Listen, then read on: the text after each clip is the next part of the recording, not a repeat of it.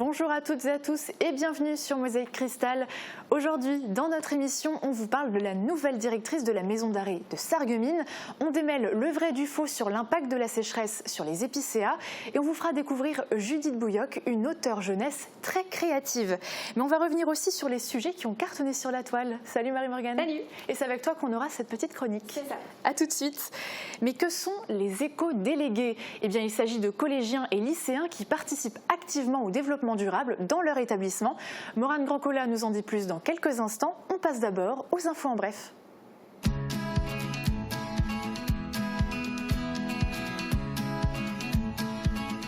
Des activités pour tous les goûts, c'est à Airtrix, chez Best. Une directrice à la tête de la maison d'arrêt de Sarreguemines. Nathalie Texera est la première femme à ce poste. Elle remplace Thierry Tournat. Sur place depuis juillet, elle a officiellement pris ses fonctions ce jeudi. Une cérémonie d'installation a eu lieu dans les règles de l'art. Titulaire du BAFA, à vos CV. Le service animation de Roulin cherche de nouvelles personnes pour animer et encadrer le centre aéré en période de vacances scolaires. Si vous êtes intéressé, n'hésitez pas à les contacter. Vous avez entre 9 et 21 ans, vous avez un talent en chant, musique, danse. Vous pouvez vous inscrire pour la prochaine soirée Jeunes Talents du Lions Club de Sarreguemines, parrainée par Marina D'Amico. Une fois votre candidature envoyée, vous recevrez un bulletin d'inscription à renvoyer avec votre vidéo. Plus d'informations sur leur page Facebook.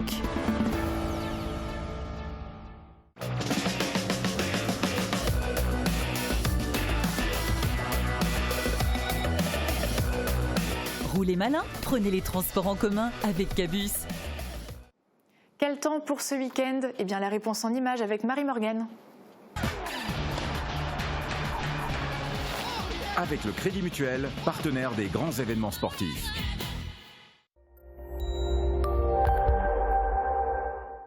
Demain, le ciel sera couvert le matin et on attendra quelques averses. L'après-midi, les précipitations devraient s'arrêter pour laisser place à quelques éclaircies. Les températures seront comprises entre 6 et 8 degrés le matin et entre 12 et 15 degrés l'après-midi. Dimanche, on restera sous un ciel gris toute la journée avec de faibles averses. Du côté des températures, elles seront comprises entre 11 et 16 degrés. Demain, nous serons le samedi 5 octobre et ce sera la Sainte Fleur. Le soleil nous accompagnera de 7h32 à 19h02. Le petit faon de la forêt de Saint-Louis-les-Bitches a bien grandi depuis le printemps. Charles Schaeffer nous a envoyé une nouvelle photo du faon qui se prépare doucement au froid de l'hiver. Merci à vous et vous aussi n'hésitez pas à nous envoyer vos photos par mail ou sur notre page Facebook.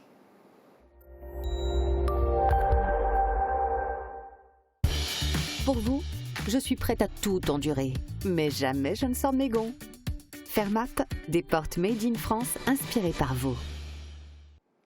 Le ministre de l'Éducation nationale et de la jeunesse, Jean-Michel Blanquer, avait annoncé la nomination de 250 000 éco-délégués dans les collèges et lycées. Cette semaine, c'est le lycée Tessier de Bitche qui organise ces élections. Reportage de Morane Grancola. C'est la grande nouveauté pour cette rentrée 2019. Après l'élection des délégués de classe, place aux élections des éco-délégués. Au lycée Tessier, déjà labellisé E3D, école en démarche de développement durable, 2 élèves ont été élus à l'unanimité. Les éco-délégués, ce sont de véritables ambassadeurs de l'environnement et du développement durable. Moi, je suis assez investi pour l'environnement en dehors du lycée. Et comme il y a eu cette opportunité, je me suis présenté pour essayer d'améliorer encore un petit peu au lycée, même si le lycée est déjà pas mal investi pour cette cause aussi. Ouais, je pense que c'est une bonne idée.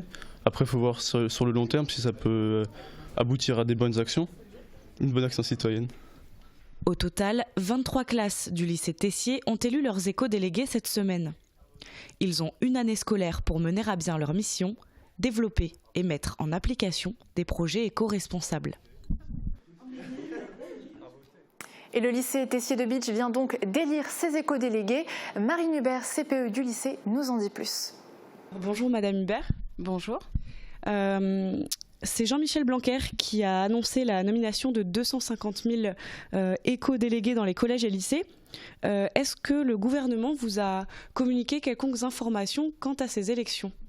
Oui, on a eu des informations dans le sens où on nous a dit que parmi les élus au conseil de vie lycéenne, il fallait que deux délégués soient désignés ou choisis en fait parmi les 10 présents, éco-délégués. Et ensuite, parmi nos classes, il nous fallait un éco-délégué par classe. Très bien. Et donc le but de ces éco-délégués, c'est de sensibiliser les élèves donc très jeunes à l'environnement et à être éco-responsables. Qu'en pensez-vous ? C'est une très bonne chose parce qu'on sait que c'est les futures générations et qu'en leur donnant des bonnes habitudes dès maintenant, le plus tôt c'est le mieux. Et pour le coup, les lycéens étaient déjà sensibilisés, on l'a vu avec leur présence lors des marches contre pour le climat. Donc là, pour le coup, on officialise quelque chose qui était déjà présent parmi nos collégiens, nos lycéens. Et donc quel rôle l'établissement va-t-il jouer dans l'accompagnement de ces éco-délégués dans leurs projets ?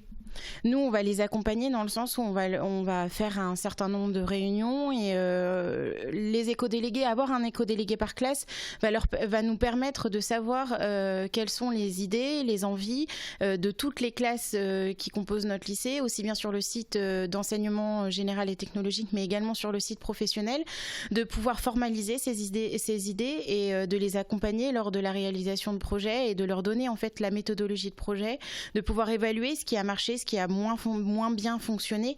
Donc là, pour le coup, les adultes sont là pour les accompagner dans cette démarche pour que plus tard, quand ils seront sortis du lycée, ils puissent le faire tout seuls. Pour la première fois, une femme est à la tête de la maison d'arrêt de Sarreguemines. Nathalie Texera succède à Thierry Tournat à la direction de l'institution. Une cérémonie d'installation lui a été consacrée hier matin. Elle a répondu à notre micro. Donc, Madame Texera, c'est la première fois qu'une femme est à la tête de la maison d'arrêt de Sarreguemines. Qu'est-ce que ça représente pour vous d'être cette première femme ?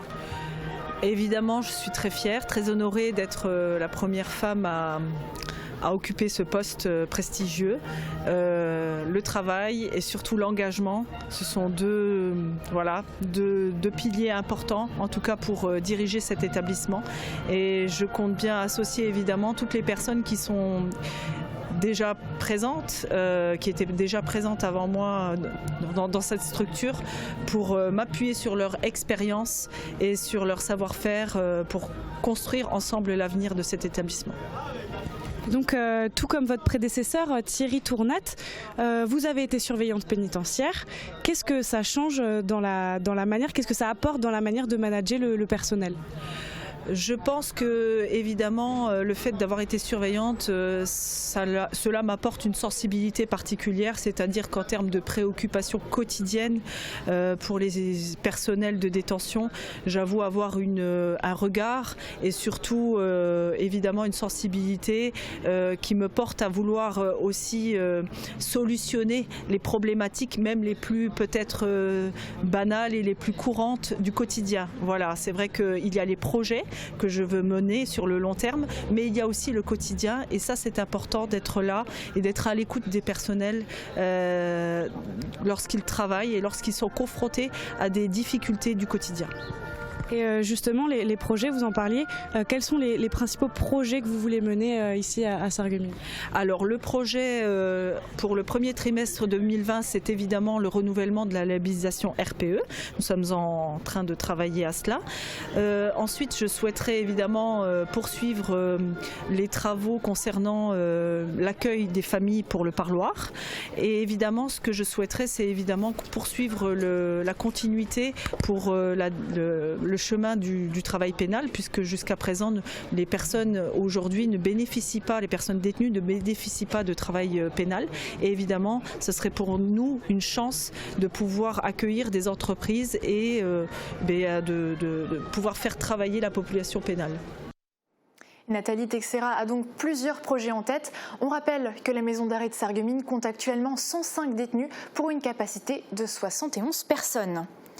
Victoire pour les comités de défense des travailleurs frontaliers. Ils sont enfin exonérés de la CSG-CRDS sur les revenus du patrimoine.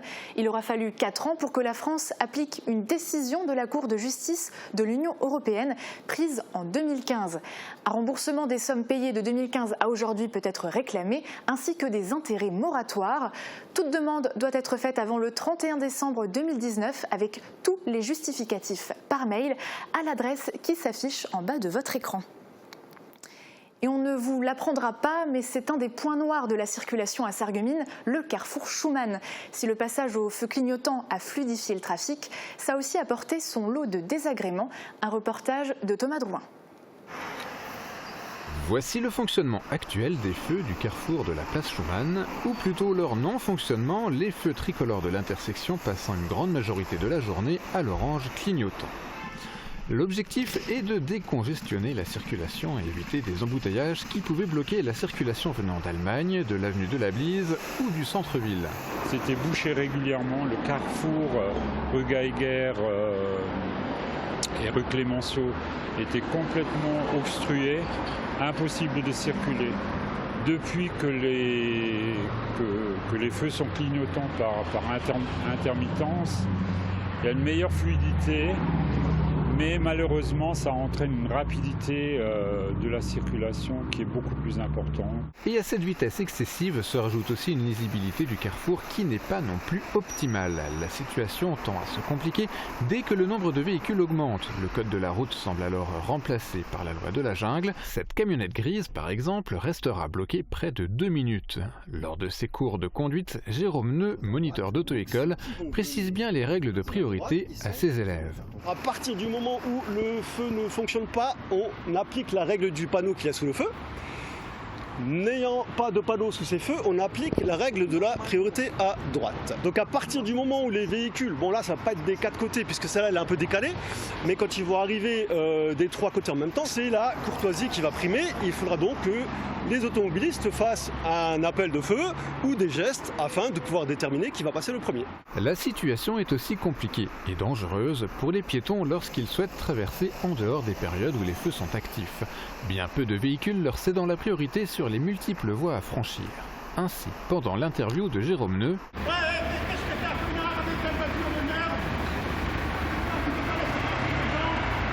voilà, donc là en l'occurrence on a eu un souci, donc les piétons étant prioritaires, un automobiliste n'a pas laissé passer le piéton qui a manifestement montré son mécontentement. Pour rappel, ce refus de priorité à un piéton est passible d'un retrait de 6 points sur le permis de conduire. Interpellé au sujet de ce carrefour lors du dernier conseil municipal, le maire a commenté une étude encore non rendue publique et les propositions qui pourraient en découler. Il y en a 2 dont je me souviens, qui sont les 2 essentiels.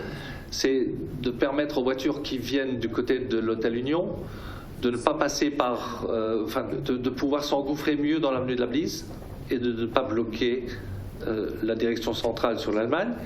Et une deuxième hypothèse, c'est cumulatif, c'est éventuellement d'empêcher le tourne à gauche quand on vient de la ville et qu'on veut s'engouffrer dans la rue de l'école. Reste que le visage de cette intersection a déjà beaucoup évolué. Au fil des ans, elle est passée d'une place triangulaire dans les années 30, puis est apparue l'ancienne douane en son centre et par la suite un rond-point présent jusqu'en 2005, avant que le carrefour connaisse son visage actuel. En attendant sa future évolution, les usagers de l'intersection se devront d'y être encore quelques temps particulièrement prudents. La sécheresse, il en a été largement question cet été et nous avons choisi de traiter cette actu en abordant un aspect du problème à la fois très concret et local. Dans le Pays de Bitche, les épicéas ont largement souffert de la sécheresse et les promeneurs ont constaté des zones d'abattage sans vraiment comprendre pourquoi. La situation est-elle aussi grave? Mosaïque Cristal démêle le vrai du faux. Ce tout petit insecte peut causer cela. Ce genre de coupe comme ce qu'on a derrière nous, là, c'est assez choquant. C'est une coupe rase. Tous les épicéas sont partis d'un seul coup. Le scolite est un parasite de l'épicéa, inoffensif à condition que l'arbre soit en bonne santé. Or, 2 années successives de sécheresse ont affaibli ses défenses. Résultat, l'insecte peut se développer tranquillement. Quand on le regarde, l'écorce est bien adhérente, on ne voit pas de décollement, le houppier est bien vert. Par contre, si on regarde bien au pied, on voit des petits tas de sciures brunes sur la mousse. En effet, il est déjà trop tard. Le scolite s'est reproduit à l'intérieur de l'arbre et sa descendance est partie coloniser d'autres épicéas. C'est un petit trou cylindrique d'1 millimètre de diamètre qu'on reconnaît bien dans l'écorce. À partir de là, il faut agir vite. L'arbre est condamné. Son dépérissement complet programmé d'ici 2 à 3 semaines. Dans la forêt domaniale de Hanau, gérée par l'ONF, l'Organisation nationale des forêts, les rondes de surveillance ont démarré en avril. Si on coupe l'arbre rapidement, qu'on le sort et qu'on le transporte loin de la forêt, on aura réussi la lutte sanitaire. Donc ça, c'est quelque chose qu'on arrive assez rarement à faire parce qu'il faut les diagnostiquer de façon très précoce. Tout aussi difficile de vendre rapidement le bois et de le transporter en Syrie. Pourtant, l'enjeu est également commercial. Les épicéas scolités, mais coupés à temps, s'apparentent à des résineux frais. Par contre, dès qu'on attend, quand il a des décollements d'écorce, on a des qualités mécaniques qui se détériorent. Donc un arbre qui aurait pu être de qualité charpente va être valorisé en qualité palette par exemple. Et si on attend encore plus, la qualité se déprécie encore plus et là on peut passer sur de la qualité bois d'industrie alors qu'à la base on avait un arbre qui avait un potentiel de qualité charpente. Donc la perte économique, c'est facilement 50% du prix, quoi. Voilà pourquoi dans la forêt domaniale, des épicéas a priori en bonne santé ont été coupés. Pourtant, pas question de dramatiser. Les épicéas représentent à peine 5% de la surface forestière. En effet, les épicéas ont été introduits dans le secteur de Bitche pour fabriquer de la pâte à papier et alimenter les scieries, à une époque où les épisodes de sécheresse n'étaient pas courants. L'épicéa n'est pas un arbre de plaine, mais de montagne. Au-delà de 1000 mètres d'altitude, il résiste beaucoup mieux aux attaques du parasite. Rassurez-vous, elle n'a pas chaviré. De nombreux amoureux de la littérature sont montés à bord de la péniche l'Ange Gabriel. Répondant à l'invitation de l'association Caranuska, ils ont rencontré une autrice de renom, Marie Desplechin. Cette dernière leur a parlé de son parcours et de son métier. Un reportage de Guillaume Dumonteil. Une nouvelle péniche vient d'arriver au port de plaisance de Sarreguemines, l'Ange Gabriel. Elle était annoncée et, comme un aimant, a attiré plusieurs personnes en son sein. Des amateurs de littérature venus écouter Marie Desplechin. Lauréate du prix Médicis en 2005, elle a écrit plusieurs romans et nouvelles pour adultes et enfants. En toute simplicité, elle a raconté son parcours, sa carrière ainsi que sa méthode de travail. Ce soir, à 18h30, 2 nouveaux auteurs viendront à la rencontre du public, Jean Echnoz et Guy Delisle. Et samedi à 10h aura lieu un atelier de typographie animé par Pascal Leclerc, accompagné de l'autrice Fabienne Jacob. La péniche est amarrée à côté de l'esplanade du casino et l'entrée à ces événements est libre, dans la limite bien sûr des places disponibles. Qui n'a pas joué à la dinette étant enfant? C'est le thème choisi pour la nouvelle exposition temporaire de l'association Les Amis des Musées et des Arts. Les pièces sont exposées dans le jardin d'hiver du musée de la Fayence. Regardez. De petites assiettes, des bols, des ustensiles. Ces pièces étaient utilisées par les enfants pour jouer à la dinette, à table, pour leur repas, mais aussi par les représentants commerciaux. Ces derniers voyageaient avec de la vaisselle petit format pour vendre des services plus facilement et faire du porte-à-porte. C'est au jardin d'hiver du musée de la Fayence que vous pouvez retrouver plus d'une centaine de ces pièces fabriquées à Sarreguemines et issues de collections privées. Elles sont exposées temporairement par l'association Les Amis des Musées et des Arts. D'autres vitrines au rez-de-chaussée proposent des services et objets du quotidien en fer blanc, eux aussi en format réduit. À admirer avec nostalgie jusqu'au 3 novembre. Commentaires de nos internautes, réaction des Sarralbigeois face à l'usine Ineos, retour sur les actus de la semaine et bien sûr notre joyeuse plate-bande. C'est le programme juste après la pub.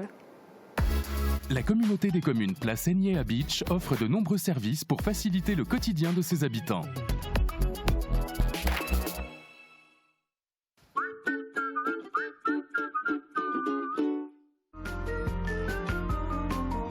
Fleurkrebs à Rohrbach-les-Bitches, c'est l'excellence pour vos fleurs. Sous nos serres, découvrez un large choix de fleurs et plantes pour la décoration de vos jardins, balcons et balconnières. Nos chrysanthèmes vous attendent pour passer une belle Toussaint. Choisissez le meilleur pour vos fleurs, choisissez Fleurkrebs. Pour passer une bonne journée, il faut d'abord passer une bonne nuit. Si le moment est arrivé de changer de matelas, France Literie vous propose ces prix incroyablement fous. Normal, c'est son anniversaire. N'hésitez pas à consulter l'expert de vos nuits, zone commerciale Cora à côté de Mobilier de France. Très bonne journée. À l'Intermarché des faïenceries, c'est la passion du frais qui prime. Votre magasin défend l'art du fait maison et met l'accent sur une production française et même locale. Avec ses arrivages quotidiens, le poissonnier guidera vos choix culinaires. Les amoureux du terroir goûteront nos fromages AOP, sans parler de la sélection de notre équipe boucherie, le bœuf AOP charolais ou le porc Label Rouge, le tout travaillé de façon artisanale. Intermarché des faïenceries, la passion du frais.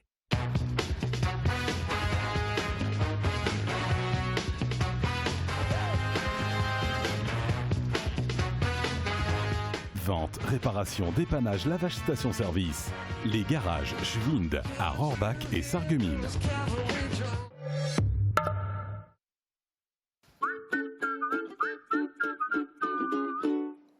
Marie-Morgane, nos internautes sont toujours réactifs sur les réseaux sociaux.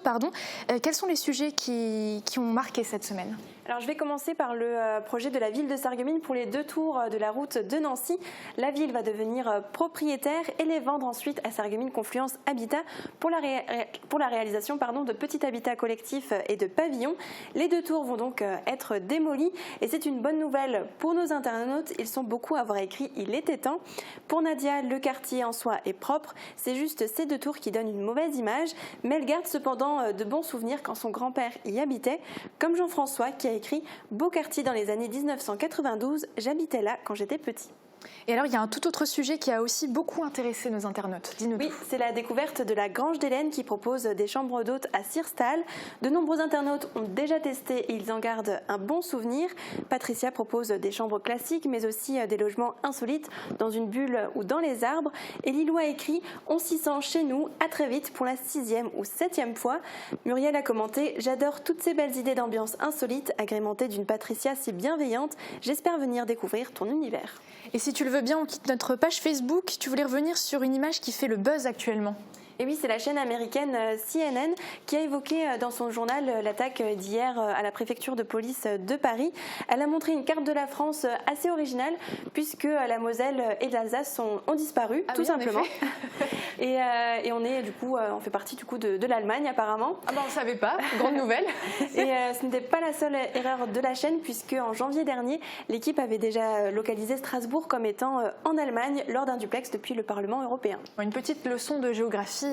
Ne fait pas de mal. Merci beaucoup Marie-Morgane.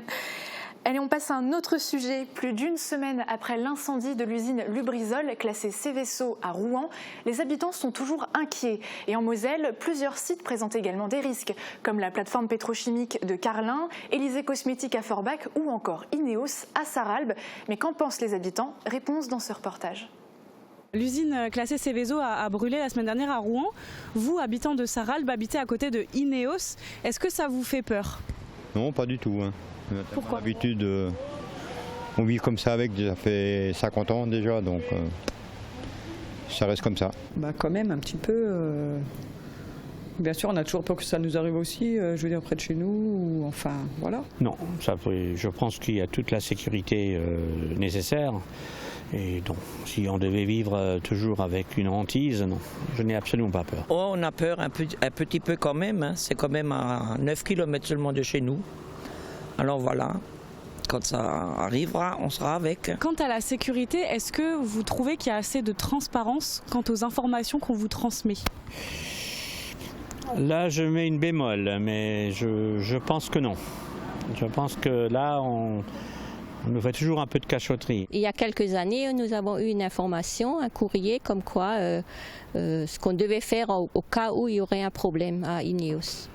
C'était barricader, bien fermer les fenêtres et tout ça. Mais bon, je ne me rappelle plus ce qu'il y avait dans ce courrier, mais je sais qu'on avait eu un courrier, mais pas dans les derniers temps. Je pense quand même qu'on est informé, mais bon. Après, il y a des choses qu'on ne sait quand même pas. On nous donne des informations, mais bon, je ne sais pas si ça suffit. Ça, je ne peux pas vous dire. Je ne sais pas exactement ce qu'ils font, ce qu'ils produisent, donc on ne sait pas. On attend qu'ils nous donnent plus d'informations sur tout ça. Donc vous vous sentez mal informé ? Oui. On est mal informé, ça c'est vrai. Très mal informé. Parce qu'on ne sait vraiment pas ce qu'il faut faire quand ça arrive.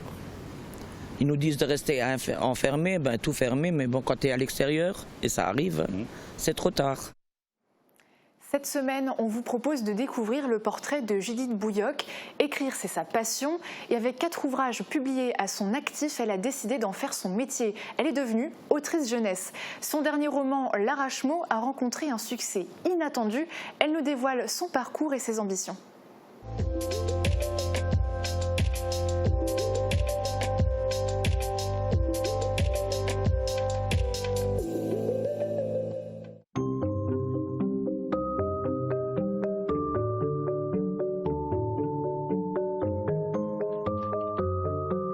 J'ai fait une licence de lettres modernes à la faculté de Provence où j'ai étudié la littérature contemporaine et j'étais en option métier du livre. J'étais attirée par les livres et par les bibliothèques. Je sais qu'il y avait une petite bibliothèque pas très loin de chez moi et pour moi c'était la caverne aux merveilles, quoi.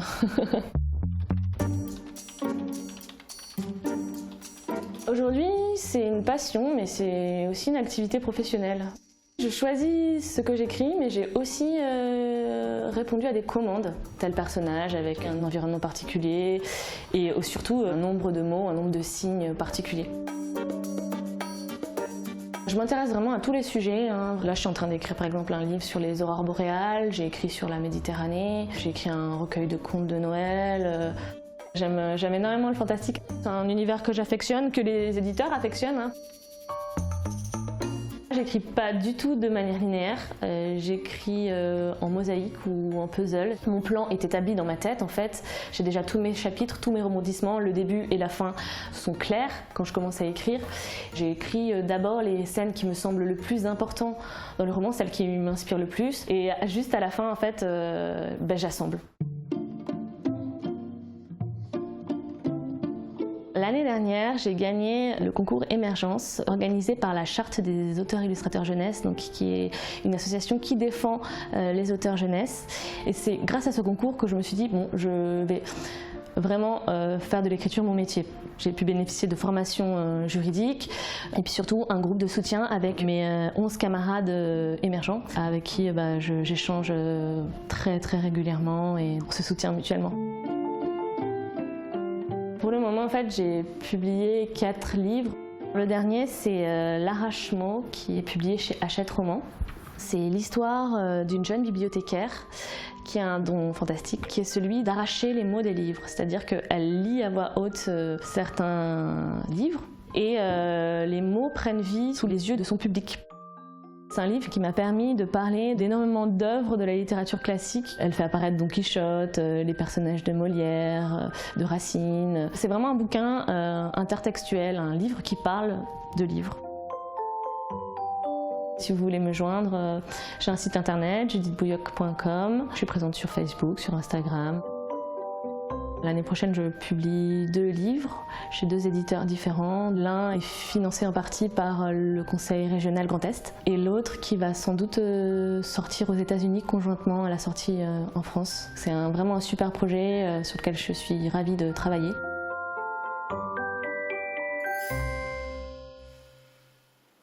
La Moselle-Est a été secouée par différents mouvements sociaux. Grève au service des urgences, manifestation du personnel des EHPAD, les gilets jaunes et une marche contre les violences conjugales, mais aussi du sport et du dynamisme économique sur le territoire. Regardez.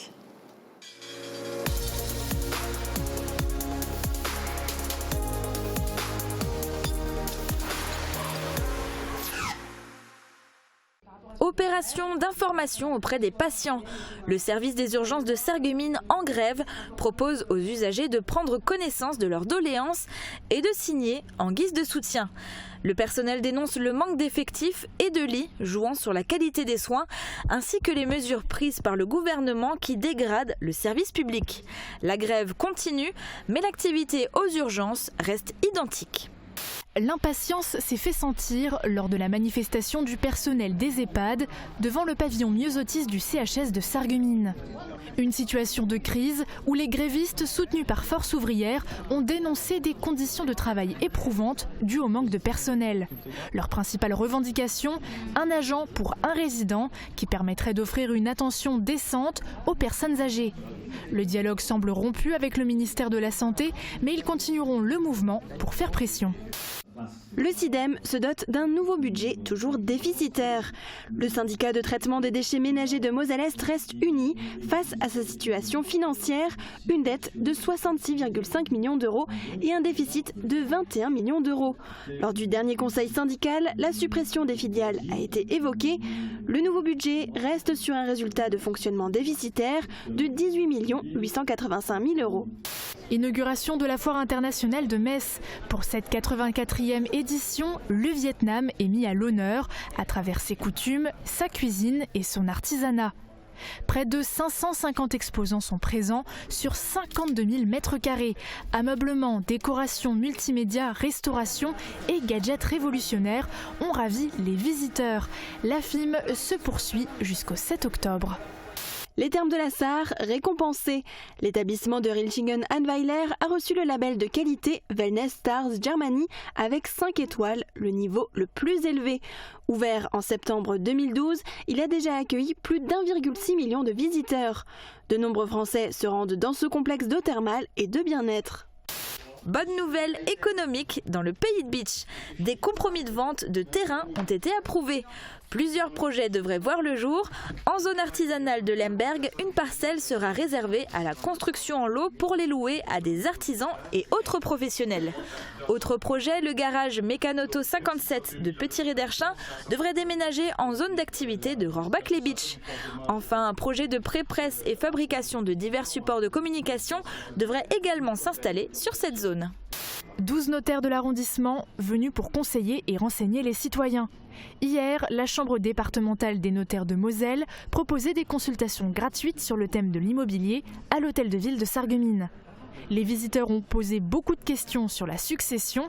À noter que les consultations classiques chez un notaire sont également gratuites si vous y allez pour un renseignement. Encore un radar vandalisé. Cette fois, c'est le radar mobile installé depuis 3 ans sur la RD 662 entre Sarreguemines et Philipsbourg. Il avait déjà été peint en noir l'an dernier. Positionné en ce moment au niveau du Super U de Rohrbach, il a été tagué et n'est plus opérationnel. Combat de haut vol sur le ring de beach pour la 5e édition de la Nuit des Guerriers. Les locaux Gauthier Bourrait, Yann Fatt, Jérémy Antonio, Jérémy Asli et le Sarregueminois Grégoire Raucher faisaient partie des 18 combattants pro et semi-pro en kickboxing en K1. Le show s'est déroulé dans une ambiance à l'américaine avec un public survolté. Le ministre de l'Intérieur Christophe Castaner était en Moselle aujourd'hui. Après son séminaire zonal sur la prévention du suicide dans la police nationale à Metz, il s'est ensuite rendu en milieu d'après-midi au commissariat de police de Forbach. L'occasion pour lui de promouvoir son plan d'action national de recrutement de 10 000 policiers supplémentaires. Le ministre de l'Intérieur a rencontré la jeune brigade spécialisée de terrain, la BST, qui intervient entre autres sur les QRR, quartiers de reconquête républicaine. La veille de cette manifestation, vendredi soir, la cabane du QG des Gilets jaunes forbachois a brûlé peu de temps après la visite du ministre de l'Intérieur Christophe Castaner, laissant partir en fumée les tracts soigneusement préparés pour le rassemblement. Acte volontaire ou accidentel, malgré cette perte matérielle, ils étaient près de 200 à se mobiliser, pancartes en l'air et slogans multiples, avec toujours les mêmes revendications. En tête du cortège, on retrouve les proches, notamment les collègues de Shafia. Celle-ci donnait des cours de soutien à la SBH. Sur la banderole, un portrait d'elle et un numéro d'appel d'urgence, le 3919 pour les femmes victimes de violences conjugales. Shafia a été victime d'un féminicide, le 106e de l'année en France. En Moselle, depuis le 23 septembre, 12 EHPAD sont en grève pour dénoncer les conditions de travail des soignants et le manque de personnel. Ce mercredi, c'est devant l'EHPAD Le Mire de Saint-Avold que le personnel, certaines familles des résidents et le syndicat Force ouvrière se sont réunis pour manifester pacifiquement. 200 mètres à peine, mais 200 mètres qui changent tout. L'office de tourisme de la communauté de communes de Frémin-Merlebach quitte la Villa Gouvy pour la nouvelle place Gouvy. Situé entre la statue du compositeur hambourgeois et le château d'Hausen, aujourd'hui hôtel de ville de Homboureau, les nouveaux locaux bénéficieront d'une meilleure visibilité sur l'axe principal entre Saint-Avold et Forbach, tout en donnant un nouveau cachet à la ville. Le sport est une pratique courante au sein des CMP, mais cette journée offre en plus un contexte de rencontre avec d'autres établissements sans pour autant tout miser sur la compétition. Une situation dont l'objectif est de valoriser les patients. Après une demi-finale perdue il y a 2 ans sur les cours du Val-de-Thym, cette fois-ci, Elmar Ejupovic parvient à faire un tournoi complètement abouti. Pour l'US Forbach, club porteur du tournoi futur, la cérémonie des récompenses marque la fin d'une semaine de tournoi de très haut niveau. Né de l'initiative du conseil de quartier en partenariat avec l'ASBH, l'opération Ecobel s'est tenue vendredi pour les classes de l'école primaire. Dans le but de sensibiliser de façon ludique et pédagogique les citoyens à leur environnement, de nombreuses animations ont été mises en place par les différents acteurs du projet. Depuis 20 ans, la Lorraine n'avait plus accueilli un championnat de France. Ce week-end, les meilleurs pêcheurs français de Division 1 se sont donné rendez-vous à Creuswald. Sur 3 sessions de 4 heures et sur 3 secteurs autour du plan d'eau, les pêcheurs amateurs devaient attraper le maximum de poissons. Pour les meilleurs, c'était 2 prises par minute. Depuis le vendredi 27 septembre, le commissariat de Saint-Avold ferme ses portes de 19h30 à 7h du matin. Une fermeture de nuit décidée par le ministère de l'Intérieur via son directeur de la sécurité publique. Une décision qui, selon la municipalité, a été prise au détriment de la sécurité des Naboriens.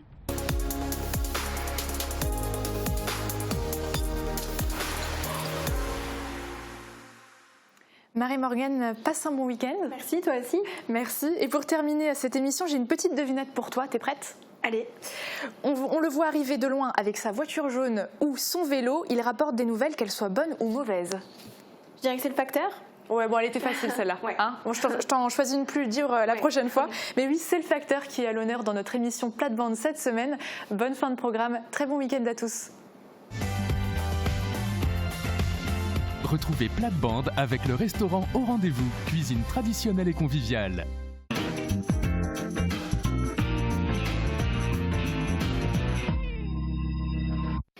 So, liebe Zuschauer, heute haben wir als Thema den Butt.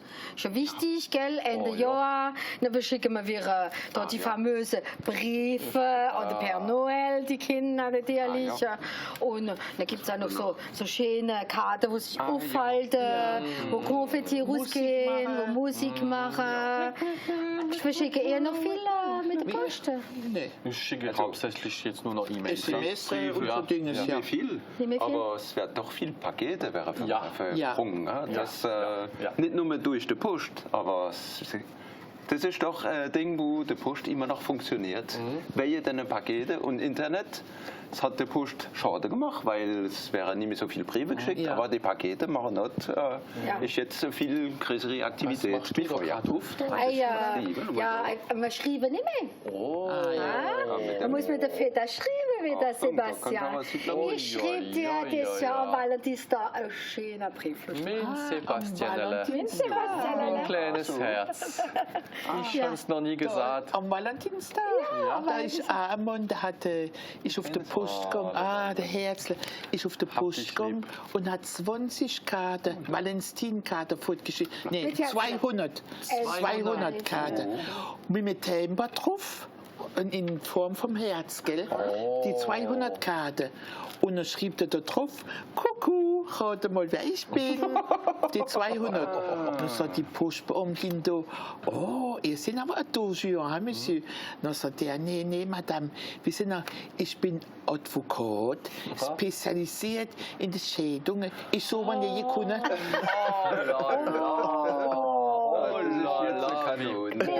Ist aber fies. Bertrand, wo kommt dann die Post her? Haben die Römer da auch schon einen Briefträger gehabt? Also nicht Briefträger, aber sie haben damals schon ihre Post selber getragen. Das Militär, der römische Militär, hat alle 30 Kilometer an die Rolle gehabt. Und das sind nicht von Rom bis... Ja, schon etwas, ja. Aber in Wirklichkeit die Post, wo existiert, heute das. Im 14. Jahrhundert war es Franz von Taxis. Ihr kennt doch die Familie Thurn und Taxis. Noch nie gehört. Die Taxis sind die, wo die Post erfunden haben. Im Mittelalter und die 15. Jahrhundert hat das angefangen. Und die haben schon Kutsche organisiert und Plätze, wo die Leute ihre Briefe dann kriegen und abgeben und so weiter. Das war schon im Mittelalter schon praktisch, ja. Wenn du kein Radio mehr machst, kannst du eigentlich Bot werden. Weißt du, wie das geht? Also, ja, ich habe auf Internet geschaut. Für einen Monat gibt es extra ein Site, lapostrecrute.fr, wo du kannst, heißt das noch Faktor. Also, was muss man da für Qualität haben? Oder der Profil, der Führerschein muss man haben. Man muss können lesen, schreiben, zählen und se repérer. Und du musst ein guter Sens de l'orientation haben. Musst gerade können lesen. Oh, Jesus Gott, also das wäre schon nichts für mich.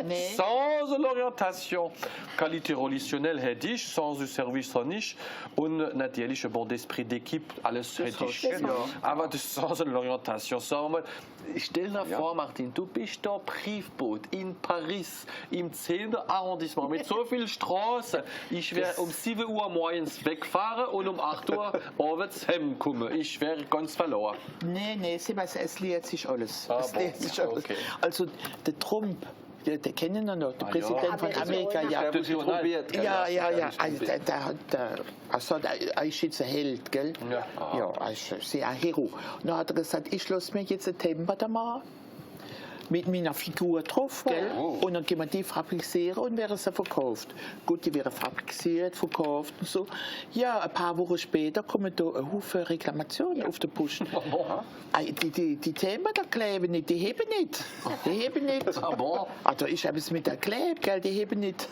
Und analysieren sie das alles, gell?